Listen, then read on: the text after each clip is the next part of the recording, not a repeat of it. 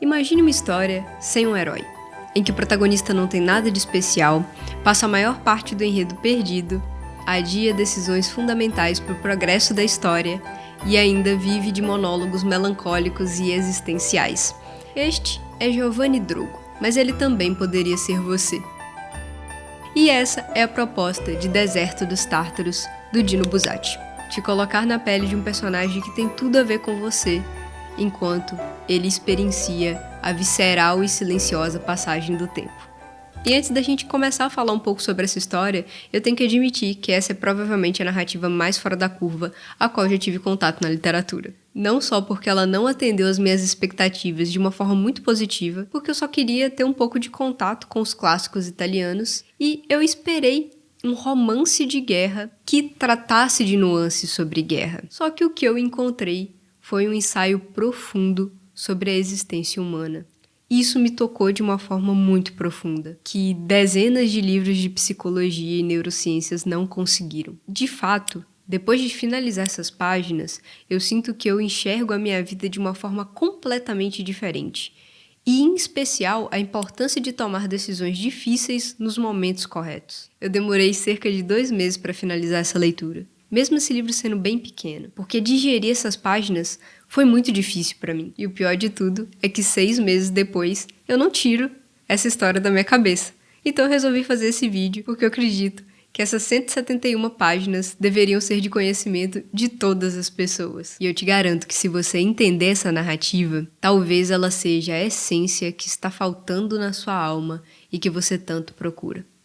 Então, pega o seu café se tiver de dia, ou o seu chazinho se tiver de noite para não destruir o seu sono, e vem comigo analisar esse clássico italiano brilhante. O início da narrativa começa com o frescor da juventude do Giovanni Drogo, que atualmente é um tenente do exército que foi designado para um forte que se localiza no meio do deserto, o lendário Forte Bastiani, que anteriormente representava uma grande glória para a coroa daquele país, mas que atualmente é um ponto estratégico sem muito prestígio, esquecido no mundo. E depois de atravessar esse deserto escaldante, a primeira percepção que o Giovanni tem ao se deparar com o forte é que ele deveria sair dali o mais rápido possível. Então, assim que ele cruza os portões, a primeira coisa que ele faz é procurar o Major Matti, que é o responsável pelo lugar. E nessa conversa inicial que eles vão ter, o Giovanni vai explicar que, na verdade, ele foi designado para aquele lugar por acidente, porque não é comum que tenentes ali de primeira viagem sejam mandados para o Bastiani. E o Matti vai ali falar pra ele que ele entende, só que ele dá um toque pro Drogo que não pegaria bem pro decoro do exército que ele saísse do lugar para qual ele foi designado logo de cara. Então ele fala, fica aqui por 4 meses, que é quando o médico vai fazer uma visita, e aí a gente dá um jeitinho para que você seja dispensado e retorne para a cidade. O Giovanni pensa, 4 meses para um jovem adulto não são nada. Então ele resolve ficar. E já na primeira noite dele, ele passa por uma situação bem desconfortável, que pro azar do nosso protagonista, o quarto dele fica acima de uma cisterna de água que fica gotejando, e os móveis, pela estrutura ser muito velha, ficam instalando durante a madrugada. Então, ele não consegue pegar no sono, e ele só consegue dormir quando ele tá extremamente cansado. Então, é bem estressante para ele esse primeiro momento. E eu tive uma percepção com essas cenas e com a angústia que ele sentiu ali, que era um desconforto não da novidade, mas análogo ao desconforto que nós temos quando nós estamos num lugar a qual não nos pertence. E ao decorrer da narrativa, isso fica bem evidente para o leitor. Mas, depois dessa primeira noite, ele vai conhecer os seus colegas de guarnição. E a primeira percepção que eu tive é que ninguém parecia ter alma. Era como se os personagens fossem rostos vazios, sem personalidade, e ninguém me fizesse querer conhecer um pouco mais daquelas pessoas, ou que eles carregassem a narrativa para algum lugar. Era como se eles fossem fantasmas, mas depois de conhecer os seus colegas, ele vai realmente entender como funciona a rotina no forte. E ele logo percebe que tudo é extremamente manualizado, uma burocracia totalmente sem sentido.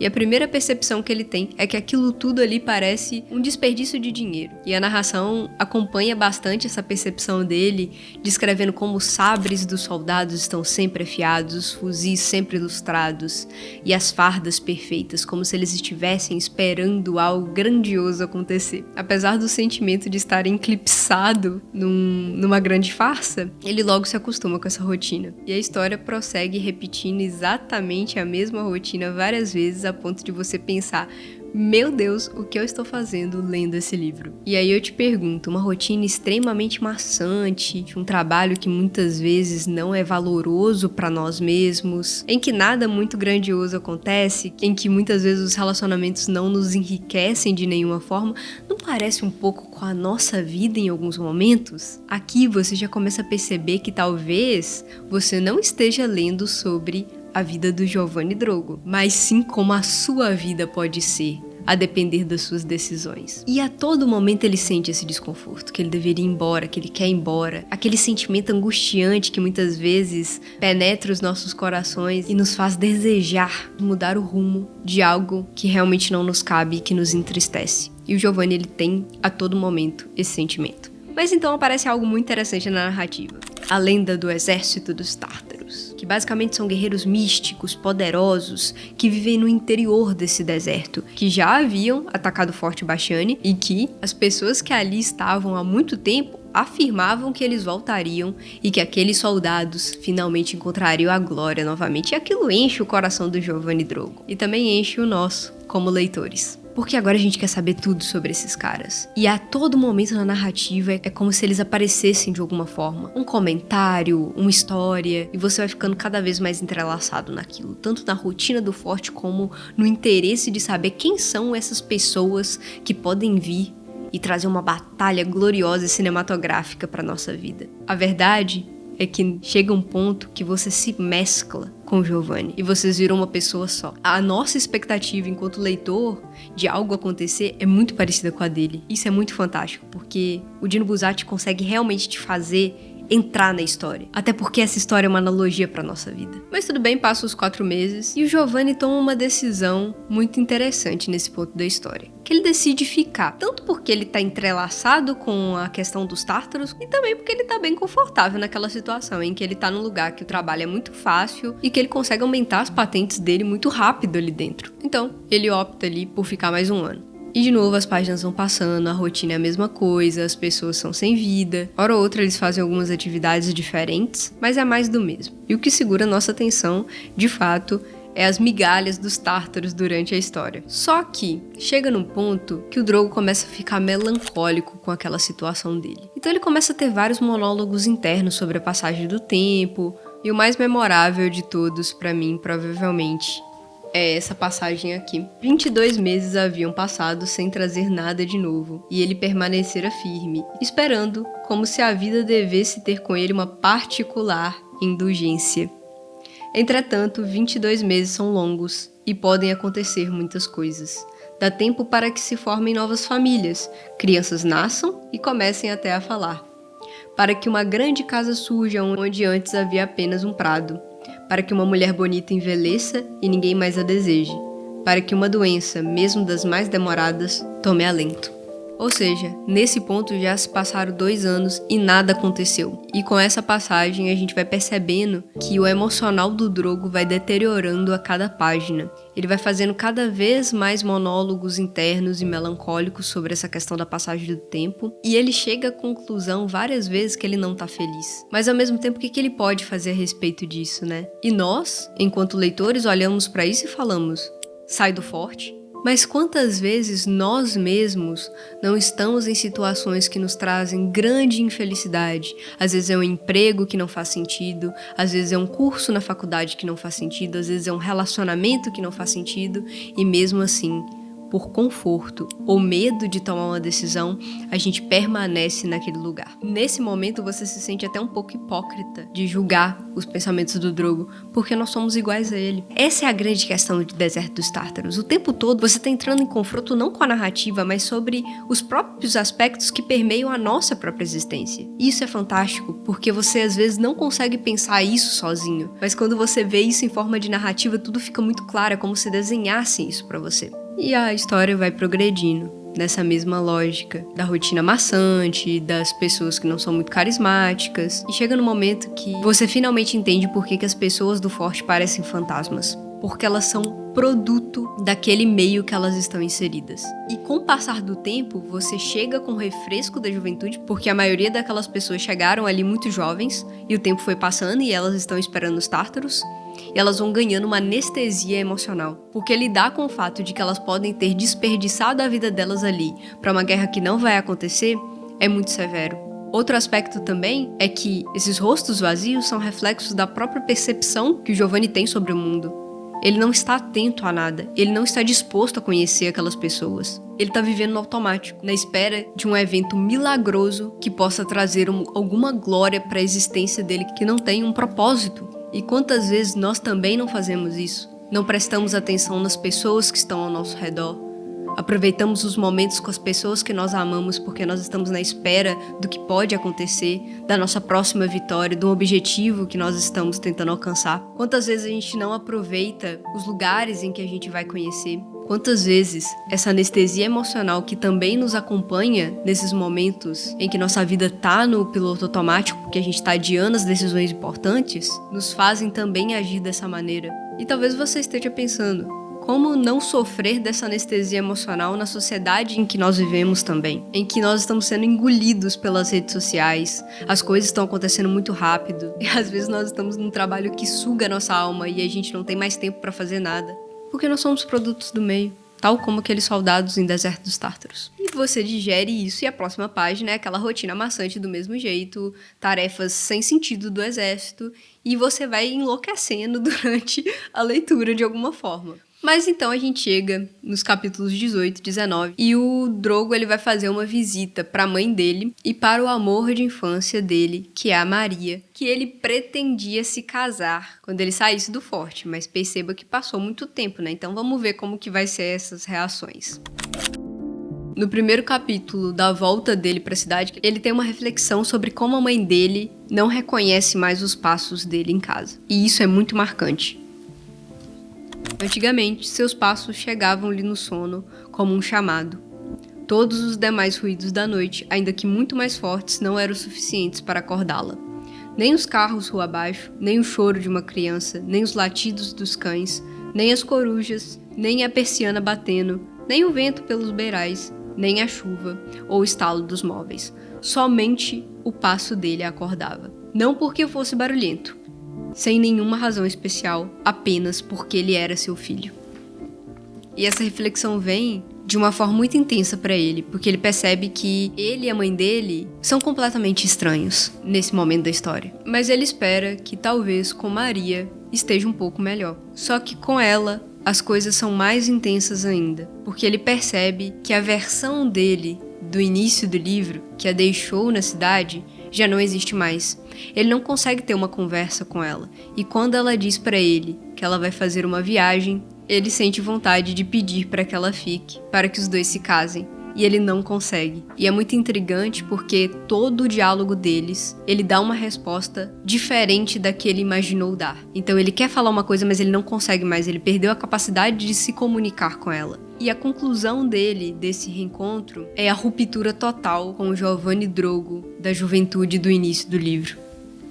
Drogo sabia que ainda queria bem a Maria e gostava de seu mundo, mas todas as coisas que alimentavam sua vida de antigamente tinham se tornado remotas, um mundo alheio em que seu lugar fora facilmente ocupado. Olha que situação que nosso protagonista se encontra. Tudo que ele ainda tinha fora dos muros, aparentemente havia se perdido. Ele não era mais íntimo da mãe, a mulher que ele amava iria embora, os amigos tinham construído outras vidas na ausência dele, só restava o forte. E nesse momento, ele tem até um estalar para a realidade, que ele precisa sair daquele lugar, porque ele tá perdendo a vida dele. E nesse momento, o nosso coração se enche de alegria, porque nós pensamos, quais serão os nossos próximos passos? Agora vem o plot twist da história, só que acontece uma trama adjacente que joga o Giovanni no seguinte cenário. Para ele sair do forte, ele vai ter que abdicar de todas as patentes que ele subiu durante todos esses anos. Ou então, ele fica mais algum tempo lá. E nós sabemos que o nosso protagonista não é corajoso e que ele vai voltar pro forte. Porque os tártaros são as únicas coisas que restaram para ele. Ou como ele mesmo descreveu no livro, do deserto do norte devia chegar a sorte, a aventura, a hora milagrosa que pelo menos uma vez cabe a cada um. Para essa vaga eventualidade, que parecia tornar-se cada vez mais incerta com o tempo, os homens consumiam ali a melhor parte de suas vidas. Essa passagem, ela tá no início do livro. E quando a gente chega no final, a gente percebe que o Drogo caiu no feitiço do Forte. Mesmo percebendo que aquela rotina era hipnótica, que aquela lenda servia apenas como uma forma de preencher o vazio existencial das pessoas que perderam suas vidas esperando um confronto que nunca chegou, ele cometeu exatamente esse mesmo erro. Não porque ele não teve oportunidade de mudança, mas que todas as vezes que ele pensou em ir embora, era mais confortável ficar. Ele viveu um conforto no próprio desconforto dele. E muitas vezes a nossa vida também é dessa forma. A gente quer mudar, mas a mudança ela é muito custosa. O final desse livro tem um plot twist fantástico. É um dos finais mais bonitos que eu já li na literatura. Mas eu te contar ele aqui não faz diferença alguma, porque não é uma experiência a ser debatida, apenas sentida. Então, se você quer saber o final da jornada do Drogo, leia o livro. Vale muito a pena, é curtinho e eu tenho certeza que você vai aprender muita coisa com todo esse contexto que eu já te dei. Mas o que fica pra nós é o que é o seu deserto dos Tártaros. O que tá te impedindo de progredir na vida? O que te deixa tão infeliz, mas ao mesmo tempo não consegue te fazer progredir? Por que você tá adiando essa decisão? E por que eu te falei que esse livro muda a forma que você vê sua própria vida? Porque ler Deserto dos Tártaros não é ler a vida do Giovanni Drogo. É ler a sua vida se você não tomar uma decisão para suas pendências. Esse livro é um soco no estômago. É perceber como muitas vezes nós nos enganamos. Nós vivemos esperando uma indulgência do tempo, que as coisas vão melhorar, que as coisas vão mudar, sem ter nenhum sinal de que essas coisas realmente vão acontecer. Então pensa sobre isso, o que é o seu deserto, que é essa situação que você está agora, e o que são os seus tártaros? Que é essa coisa mística que você está esperando acontecer. Porque o tempo vai passar. E para fechar com chave de ouro toda essa nossa conversa, quando eu terminei de ler esse livro, acho que a primeira coisa que veio na minha cabeça foi o poema do escritor inglês William Ernest Henley, chamado Invictus, que tem uma passagem muito memorável que diz assim: "Não importa quão estreita seja a passagem, quantas punições ainda sofrerei, sou o mestre do meu destino e capitão da minha alma." Não espere a vida vir em direção a você, porque ela vem de você. Então toma as rédeas da sua vida. Não seja como Giovanni Drogo. Saia do forte enquanto ainda há tempo. Bom, esse vídeo foi um alívio pra mim, porque eu precisava tirar um pouco dessa história da minha cabeça. E eu espero que ela te deixe reflexivo, tanto quanto me deixou. E que isso produza alguma mudança na sua vida se você se sentir estagnado. Caso você tenha interesse em ler o livro, links na descrição. E eu acho que vale muito a pena. Provavelmente eu vou ler a cada 10 anos da minha vida. Porque é uma experiência. Esse livro é realmente uma experiência. Não é só entretenimento. Se você gostou desse conteúdo, se inscreve no canal, deixe seu like, seu hype. E claro, deixe seu comentário se você já leu esse livro e também enlouqueceu. Ou se você teve uma reflexão durante o nosso papo. Eu vou adorar ler o que você tem a dizer sobre isso. Um grande abraço.